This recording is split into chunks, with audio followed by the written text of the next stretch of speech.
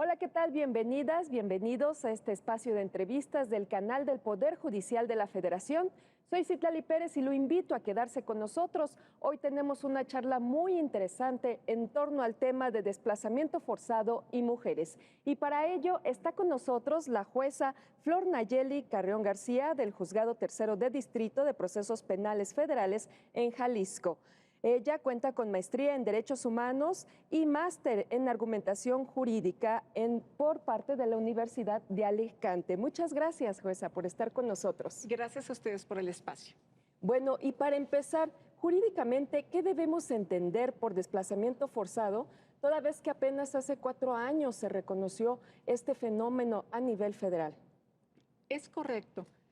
De acuerdo con los principios rectores, se define como persona desplazada interna aquella persona o grupo de personas que son obligados a huir o escapar de su lugar de residencia habitual, de su hogar, por situaciones de violencia generalizada, por conflictos armados, por violaciones a derechos humanos y en grado también importante por desastres naturales, incluso provocados por el propio ser humano.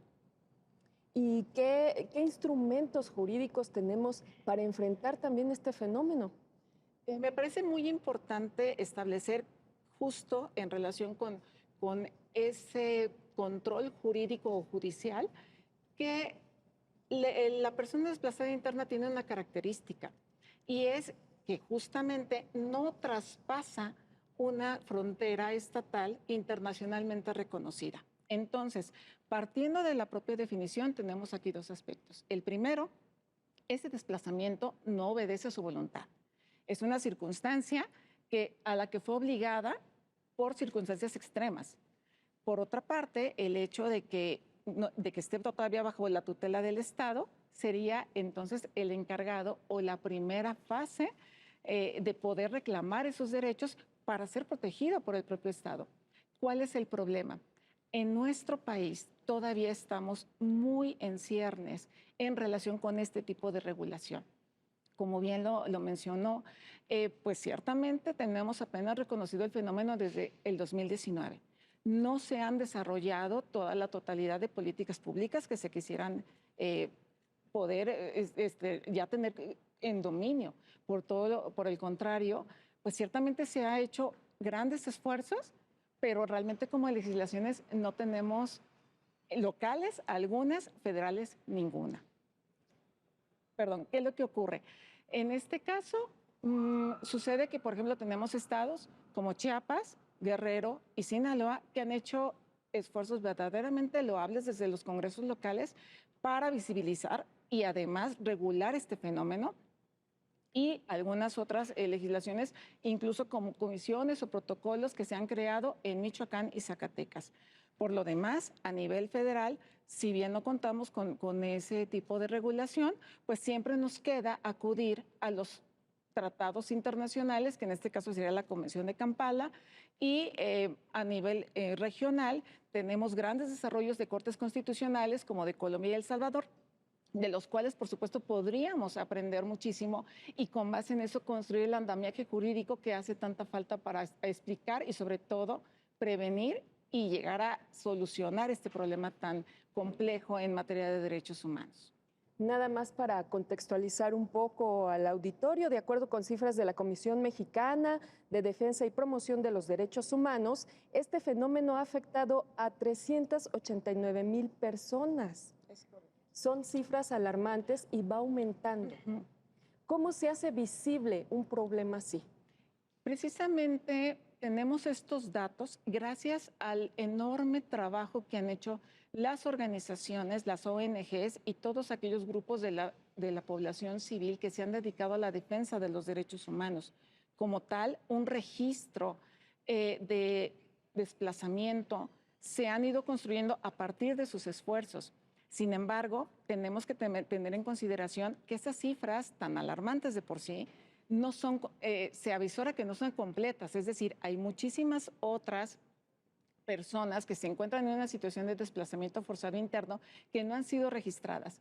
Y eso es por varias razones. En principio, lo que más se llega a notar es cuando una comunidad o un grupo de personas es desplazada y además porque normalmente obedece a cuestiones de violencia que genera un conocimiento de los que están alrededor y que puedan decir, ah, aquí está ocurriendo un fenómeno de desplazamiento y entonces lo acotan, lo estudian, lo analizan y lo registran. Pero también hay personas que pueden ser desplazadas como familia o incluso en lo individual. Esas personas son las que no están registradas. Y precisamente como consecuencia de ello, tenemos dos situaciones. Primero, es sumamente complejo visibilizar su propia problemática porque por miedo a que sufran algún ataque a su integridad personal, a su libertad, sobre todo cuando deriva este desplazamiento de fenómenos de violencia o de violaciones sistemáticas a derechos humanos, las personas se ocultan. Entonces, de por sí tenemos esa situación. Y ya después no existe una manera más que acercarse muchas veces a este tipo de asociaciones y de grupos de defensa de derechos humanos para que los acompañen, les brinden un acompañamiento que les permita visibilizar este problema. ¿Cuál es la situación? Que a veces tampoco tienen la información de que existen esas asociaciones, esas organizaciones, y además sí se acercan con desconfianza en pues en un entendimiento hasta cierto punto lógico de la desconfianza hacia las instituciones. ¿Por qué? Porque precisamente al tratarse de este fenómeno de una cuestión interna, porque no han pasado estas personas a través de una frontera internacional, entonces muchas veces quienes son los que provocan la violación de derechos humanos o bien los que generan el desplazamiento son las autoridades del Estado. Es por ello que no se acercan. Ese es el gran reto que creo que tenemos en nuestro país para poder visibilizar, reconocer esta problemática y sobre todo darle solución. Porque hablar de desplazamiento forzado interno necesariamente es hablar de un tema de violación de derechos humanos. Pues sí, un fenómeno, como usted lo menciona, muy complicado, porque la persona sale, principalmente si es por violencia, sale de su comunidad, quiere ser invisible, pero al ser invisible pierde todos sus derechos. Entonces, por eso las organizaciones están llamando mucho la atención. ¿Qué hacen ustedes como juzgadores? ¿Qué instrumentos tienen o cómo proceden cuando ya se visibiliza que está ocurriendo este hecho? En este punto me parece muy importante destacar, en principio, las personas se han acercado a través, principalmente cuando existe la comisión de un delito, pero denunciando el delito, no tanto visibilizando que ese delito es cometido o fue cometido en virtud de un desplazamiento forzado. Entonces, si queremos hacer responsable al Estado de ese tipo de protección, sí es necesario poder acudir a las instancias, hacer las denuncias correspondientes, pero también, además de ello, pueden haber otro tipo de fenómenos que no necesariamente inciden en una cuestión penal. Vamos a pensar, por ejemplo, en la pérdida del patrimonio, en la pérdida de la documentación. Son cuestiones incluso hasta administrativas que se tienen que atender. ¿Por qué? Porque esos todos son consecuencias del mismo fenómeno. Pueden perder proyecto de vida, pueden perder, por ejemplo, la estructura familiar, pueden ser víctimas de múltiples delitos. Entonces, en cada una de las instancias es necesario dos cosas. Primero, que se puedan acercar, que sepan que tienen ese derecho, que sus derechos, a pesar de que los han resentido en la violación, es el Estado el principal obligado, el Estado de su lugar de nacionalidad o de su lugar de origen, el que está obligado a garantizar esos derechos. Por otra parte, ante la desconfianza de las instituciones, pues sí es necesario que puedan llevar un acompañamiento, por ejemplo, grupos de defensa de derechos humanos. Pero sobre todo también aquí hay una labor muy importante y que constituye un gran reto. Se requiere que las personas juzgadoras nos sensibilicemos al fenómeno, que no veamos solamente la consecuencia del fenómeno. Si nosotros entendemos que este último acto que ocurrió es derivado de todo un andamiaje de una violación de derechos estructurales sistemática, nosotros vamos a poder establecer una forma de poder eliminar tecnicismos jurídicos que les impiden llegar a esas instancias. Uno de los problemas de las personas desplazadas es el acceso a la justicia. La justicia tiene que virtualizarse en todas las etapas, desde las primeras instancias hasta las últimas, por ejemplo, con un juicio de amparo.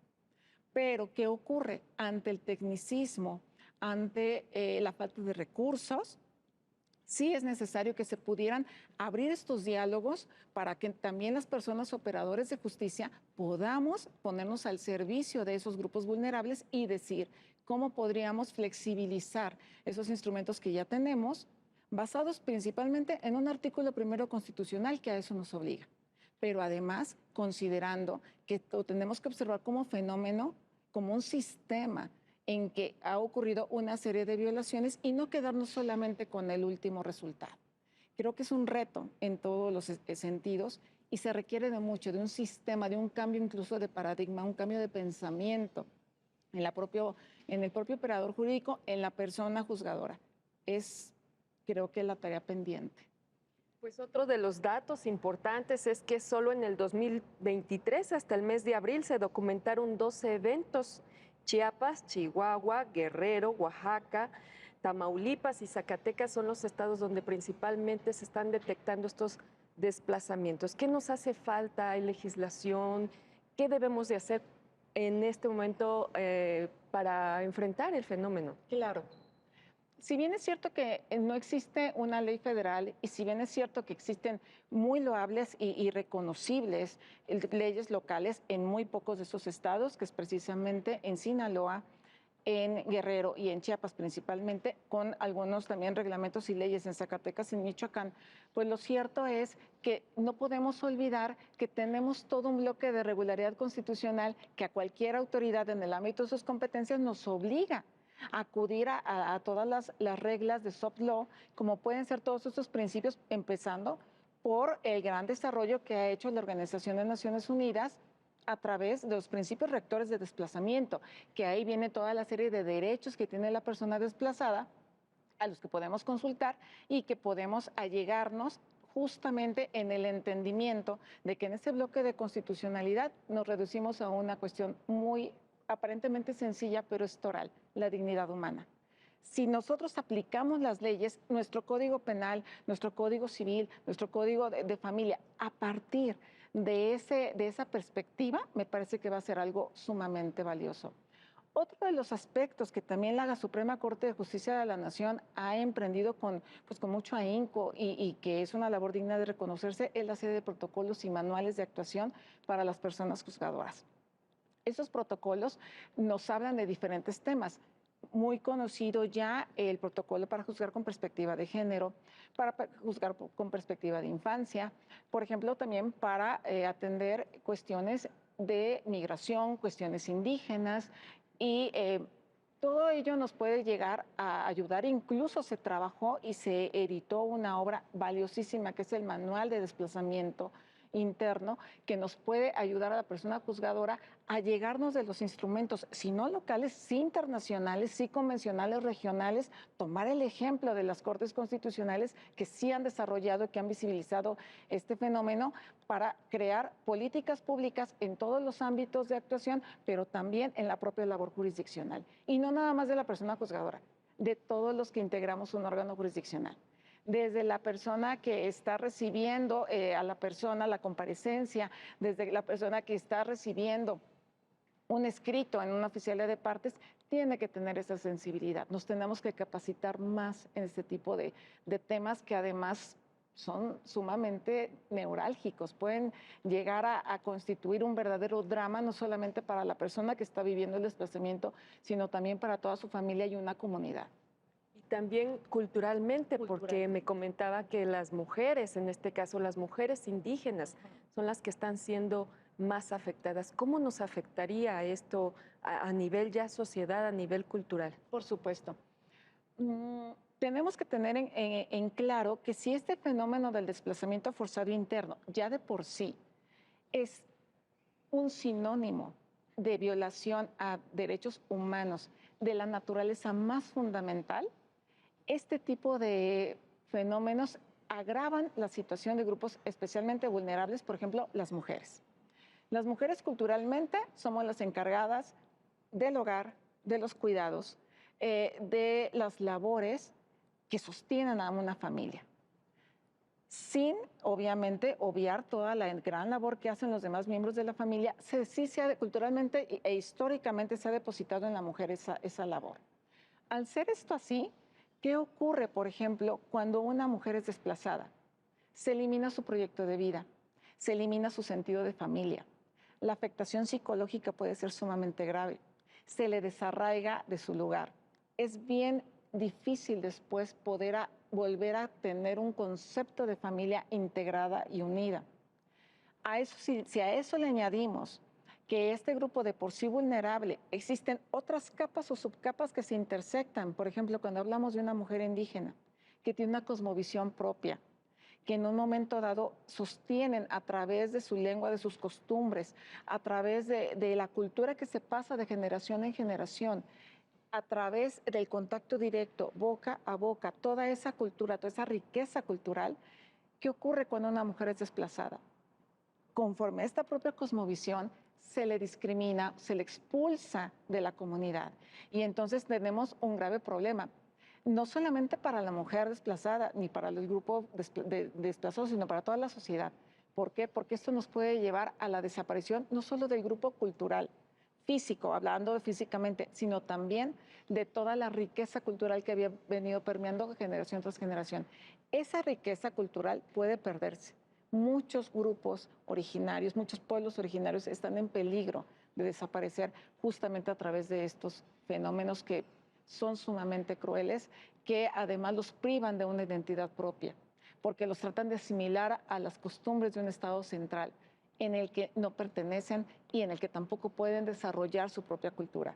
Es de verdad un tema sumamente desgarrador en muchos sentidos y que puede afectar profundamente esta sociedad.